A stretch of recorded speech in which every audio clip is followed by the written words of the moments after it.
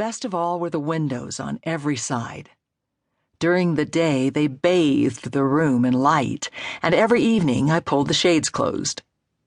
I never thought to be nervous about those windows surrounding me as I slept. All that breakable glass. Those flimsy window clasps. That night, when I clicked off my bedside lamp, I had no idea that my room would never again feel full of light. Not from the gooseneck lamp or from sunlight streaming through the abundant windows, or from conversation and laughter drifting through the double doors. I was sound asleep when I heard Marty screaming. My first thought was that she and Teresa must be clowning around. I sat up in the dark. At the same moment, I felt someone beside me on the bed, a body pushing against me and pressing something cold and metallic against my temple.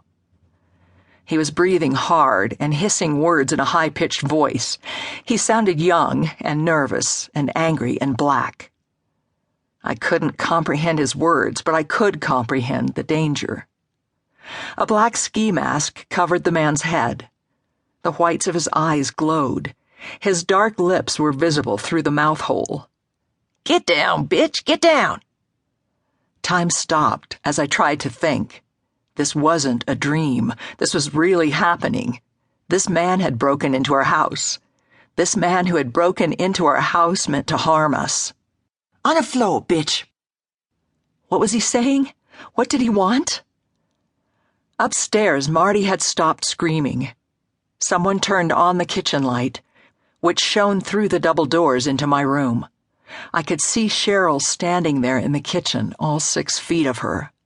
Her hand was still in the air, grasping the pull chain for the overhead light. She must have heard the screaming and come up from our basement bedroom. Without thinking, I pushed the intruder away, scrambled out of bed, and ran to Cheryl. She hugged me as I let out a strangled cry, my voice high and terrified. The intruder followed me into the kitchen, yelling. He grabbed me from behind and shoved the gun into my side. The pull chain was swinging wildly around our heads, and he cursed until he got a hold of it. He gave it a firm tug, and everything went dark. I heard, rather than felt, a sharp crack.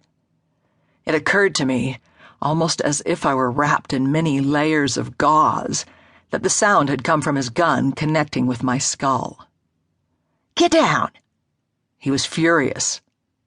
Cheryl and I dropped to all fours. We were both whimpering. He kicked us. "Move!" We crawled forward, shoulder to shoulder, like animals. My long flannel nightgown kept tripping me, and I had to pull the fabric away from my knees so I could keep crawling. At the doorway, we jammed up, so Cheryl went first and I followed. We passed from the worn linoleum of the kitchen onto the rough carpet of the dining room. "Get down." This command came from a different voice, one strangely low and rough.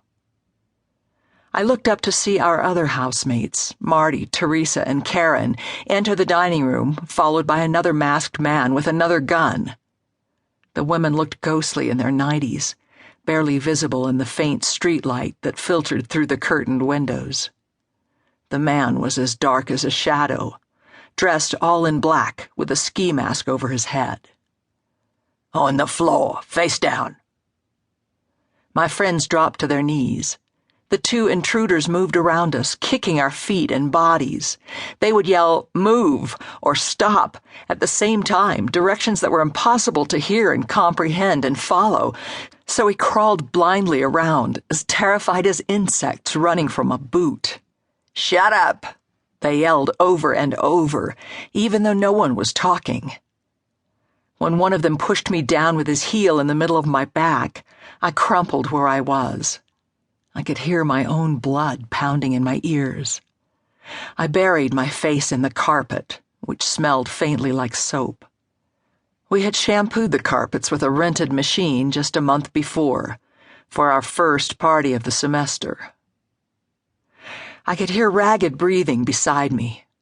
We seemed to be lying in a row like sardines, alternating heads and feet. I thought Marty was on one side of me and Cheryl on the other, but